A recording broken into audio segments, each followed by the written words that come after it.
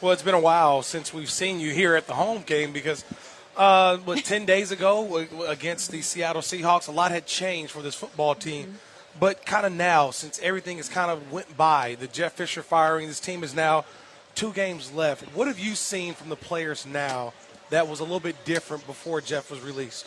I don't know if it's so much a difference more than everybody sort of rallied together, because I think when you look from a coaching standpoint, yes, that's hard on a team to lose your coach. Whether you agree with it or you don't agree with it, he was a player's coach. There's a lot of players that really liked him on a personal level for sure. Right. And so I think when something happens, it's almost, I don't want to relate it to a death in your family, but when your family members get together and rally together, I think that's what I've seen out of this team. I've seen them all kind of be there for one another. It is the holiday season on top of all of that as well. And they love Bones. They love Coach Fossil. I'm sorry, I'm going to call him Bones. That's okay. We all know Bones. They love Bones, and I think they want to make sure they put effort out there for him. And they also understand what's on the line just in their careers and their future in this league. And so I don't think you'll see the effort level drop off. Seeing that we all sit around and just say, this is the person we think should stay, this is the person we believe should go, and it really has no relevance in what they actually do. I'm going to give you your opportunity to do the same thing. You just talked about the players playing for Bones and how they played for Jeff, and it was almost like a death in the family because he's a player's coach. The next guy that comes in as the head coach and the staff that he has, being around the guys and understanding the personalities better than some, do you think it should be the players type coach, or do you think it should be more of the Tom Coughlin type, but focused and structured and a winning program? Either way can win, but which one do you think this group works better with? I'm going to give you this answer based off of experience with me. When I was in college, I had 3 head coaches in 4 years. So I saw the differences between having a player's coach and then someone that came in and laid down the line. For us as players, obviously you can get along better with a player's coach, but at the same time you respect the tough levels and disciplinarians. Exactly. So I remember rising to the occasion, whether it was one or the other. Having 3 different coaches in 4 years kind of made me sort of mold to whoever your leader is. And I think when you are a leader of a bunch of people, they follow you. So whatever type of leader they bring in here, I think no matter what, this team will follow them. Dani Klupenger joins us here on set, Rams reporter. Dani, do you get the sense being around Jared Goff and that now we're getting closer to the end of the line, he's been the starting quarterback for the better part of a month and a half or so, that not so much by the way that he's playing on the field, but just kind of accepting the idea that, look, you're the man, you're the number 1 draft pick, you're the starting quarterback of the LA Rams. Has he gotten more comfortable with the idea and the responsibility that goes along with that? I've been very impressed with Jared Goff just in the way that he's been able to move into that starting role. He's very comfortable, and that's just what I get out of him just around the locker room, things like that. When I go in there for my interviews, he'll steal my microphone from me and try to interview me. It's funny to see the starting quarterback who has all this pressure on him week in, week out, still be so relaxed among his teammates. Disciplinarian, going back to that. Mm-hmm. You can see him want to hold his teammates to a higher level, but at the same time, he is relaxed and he is comfortable despite everything that's been going on around this team. It's been a lot of stuff going around this team, too. It has not been an easy transition. It's very difficult in a season where it can be classified as a dumpster fire to find the light at the end of the tunnel, or to find that beacon that you could say through it all. And Donald is a guy that we'll always point to just because of his play, but that unsung hero, who's someone you've kind of watched from the sideline at practice and interviews, and you've seen them kind of grow through all of this to where you're like, okay, that's something that they could build on? I'm going to make you mad with this No, you're answer. not. You can't make me mad, Dani. I don't get angry. I'm going to make you mad because when you look at his field, when you look at his play on the field, I think it's inconsistent sometimes, and that's Tavon Austin.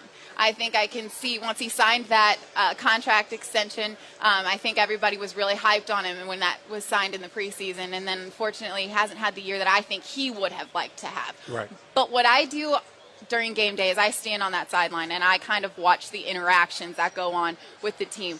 When things are going down, he's a little spitfire. And I think you need someone like that to try and light a fire under somebody. And I think those young guys, I've watched especially those young wide receivers sort of gravitate towards him and kind of want to do what he does and pay attention to what he does.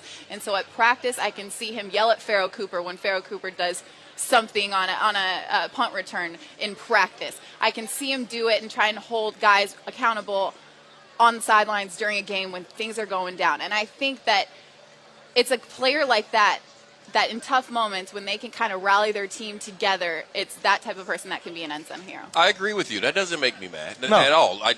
I do think that there's a lot of value to it. It's interesting that you said that because that's why I wanted to ask you, being there on the sideline and being around them, who is that? Because that does carry weight. I think the one thing that maybe we kind of forget about today is how well the defense has been playing over the last couple of weeks. I mean, you hold Cam Newton, that offense to 13 points. You hold the New York Jets to 6 last week, and now everybody's going to talk about Jared Goff, but this defense, you get a chance to see the guys every day.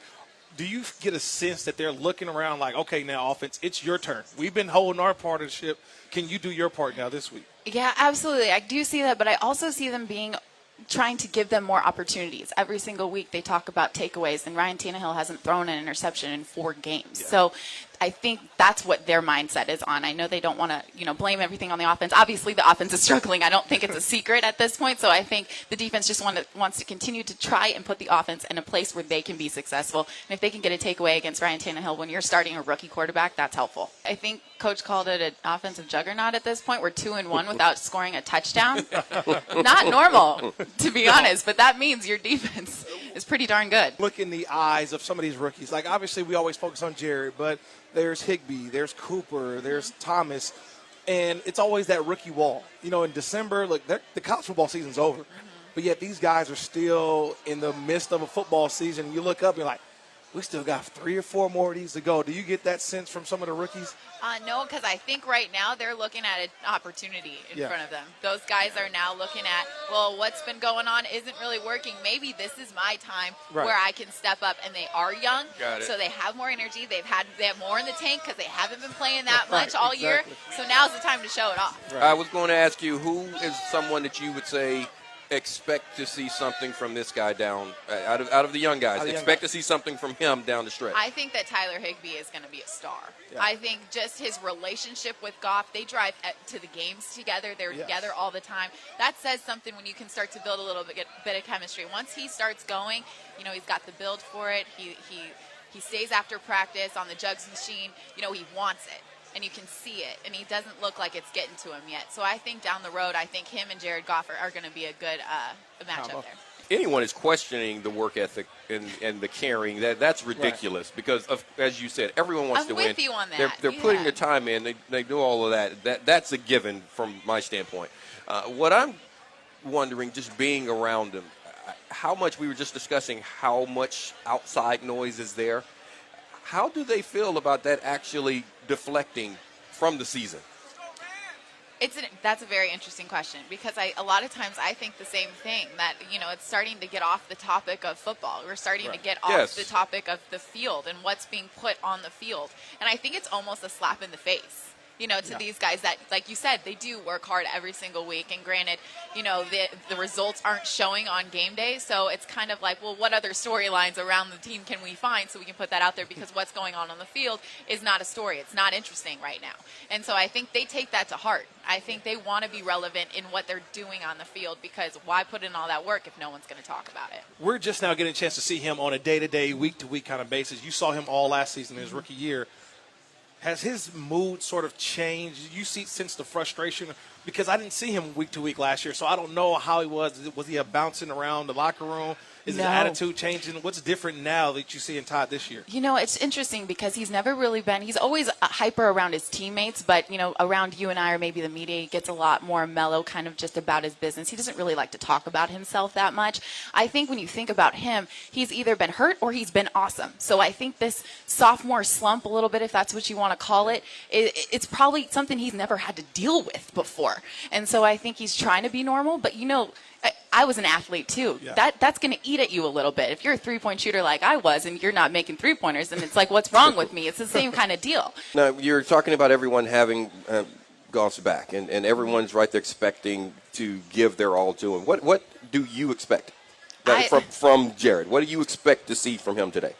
I expect to see composure, and I think that's going to be something that people would be weary of just because there is so much pressure coming into this game and maybe looking at our offensive line the past couple games, people would be a little bit worried about just his protection. But if you look at what he had or what he did in college and how tough he was, you don't want him to have to show his toughness today. But if he does, he's got it in him. So I think that he's going to step up to the plate. I saw him. He looks loose. He doesn't look nervous. But, maybe, I'm hoping for the best. Really, I am.